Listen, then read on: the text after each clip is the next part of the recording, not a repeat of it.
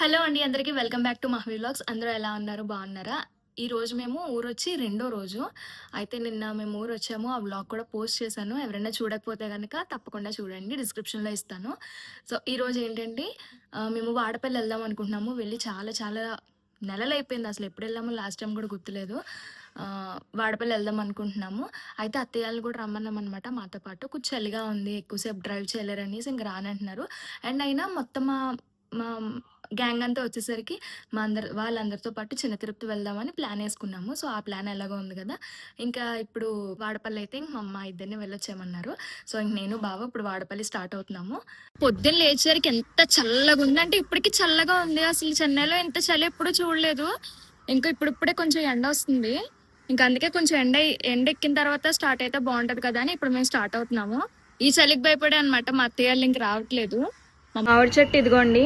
Last time చూపించినప్పుడు చాలా కాయలు ఉన్నాయి కదా, పెద్ద చెట్టు మంచి కాయలతో ఉంది. చెట్టు పడిపోయిందని కూడా చూపించాను నెక్స్ట్ వీడియోలో.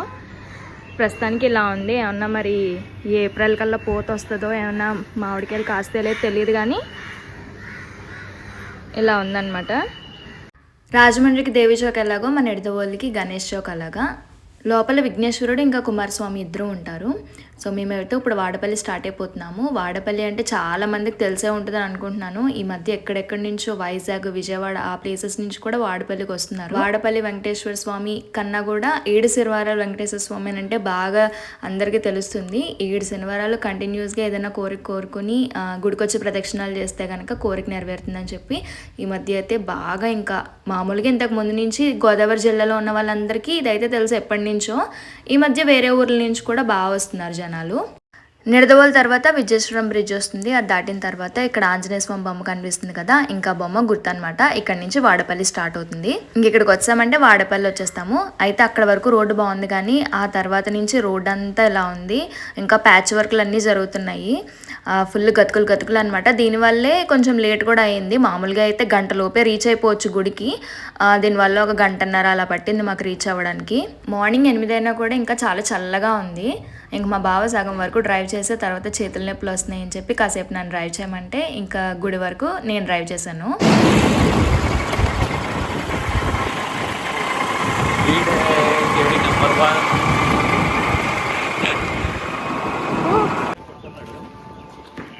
ఇదంతా పార్కింగ్.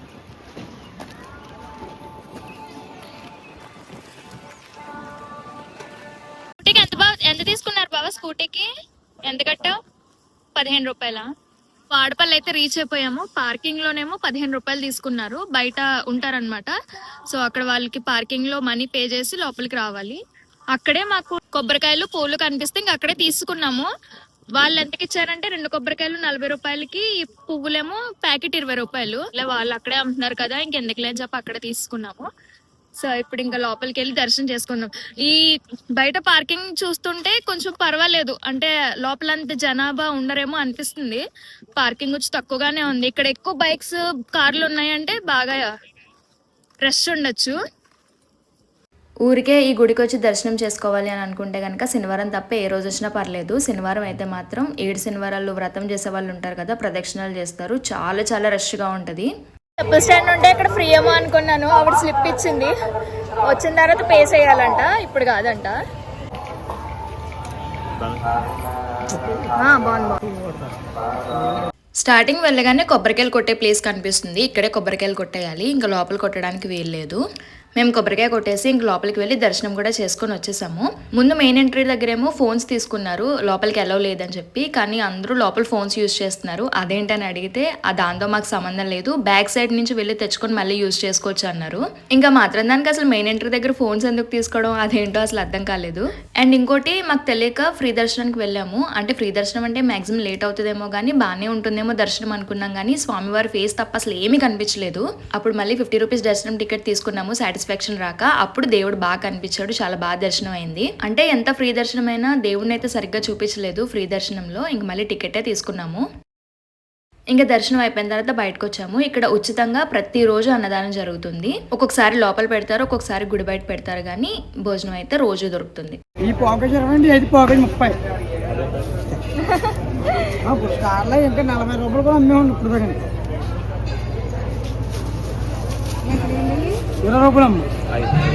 ఇక్కడ తక్కువ రేటుకి కొంచెం ఎక్కువ పువ్వులు దొరుకుతాయి అని చెప్పి మా అత్తయ్య ఇంకా పువ్వులు తెమ్మంటే పువ్వులు తీసుకెళ్తున్నాము. చామంతి పూలేమో 20 రూపాయలు, గులాబీ పూలేమో 30 రూపాయలకి, 50 రూపాయలకి అనమాట ఇవన్నీ.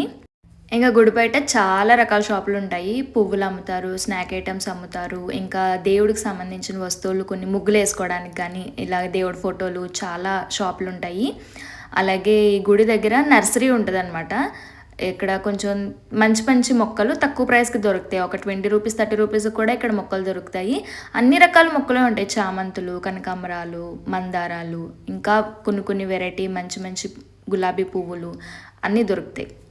ఇంక మేము అన్నీ చూసాం కానీ ఏం తీసుకోలేదు. మళ్ళీ చెన్నై వరకు ఇవన్నీ ఎలా మోసుకెళ్తాము ఎందుకులే అని చెప్పి జస్ట్ అలా చూసాము. మా అత్తయ్య దగ్గర కూడా చాలా మొక్కలు ఉన్నాయి, ఇంకా అందుకే ఏం తీసుకోలేదు.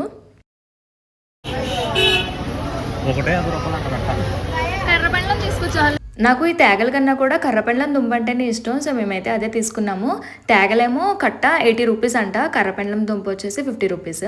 ఇంకా దేవుడి దర్శనం అయిపోయింది. అక్కడే చక్కగా అన్నదానం కూడా ఉంది కాబట్టి భోజనం కూడా చేసేసి ఇంకా అక్కడి నుంచి బయలుదేరిపోయాము. ఇంకా ఆత్రేయపురంలో ఆత్రేయపురం స్పెషల్ పూతరేకులన్నీ దొరుకుతాయి. ఎన్ని షాపులు ఉన్నాయో చూసారా. కానీ మేము కొనలేదు, ఎందుకంటే చెన్నై వెళ్లే ముందు తీసుకున్నాం అనుకోండి, అప్పుడు ఊరు వెళ్ళిన తర్వాత కూడా అప్పుడు ఎక్కువ రోజులు పెట్టుకొని తినచ్చు. సో అందుకే తీసుకోలేదు. ఇంకా ఆత్రేయపురం దగ్గర ఇక్కడ లొల్ల లాకులు అనే ఒక ప్లేస్ ఉంటుంది. లొల్ల లాకులు, కొంతమంది లోలాకులు అని అంటారు జనరల్గా. వాడపల్లి వెళ్ళేదారిలో ఖచ్చితంగా ఈ ప్లేస్ కనిపిస్తుంది. వెళ్ళేటప్పుడు అనుకున్నాము, అటు నుంచి వచ్చేటప్పుడు ఆగాలి అని చెప్పి. ఇప్పుడైతే ఇంకా ఆగాము.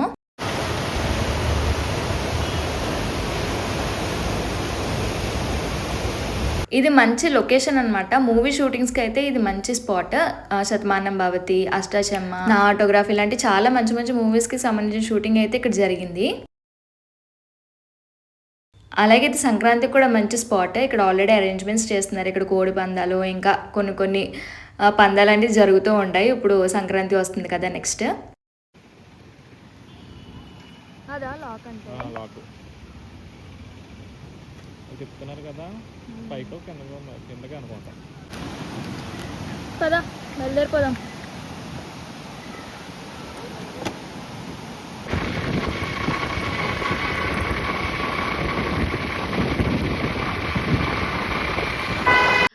సో అంతేనండి ఈరోజుకి వీడియో. ఈరోజు మార్నింగ్ టెంపుల్కి వెళ్ళాము.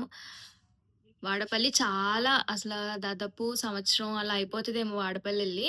సో చాలా నెలలు అయిపోయింది, సంవత్సరం అయిపోయి ఉంటుంది, దగ్గర దాదాపు సంవత్సరం అయి ఉంటుంది.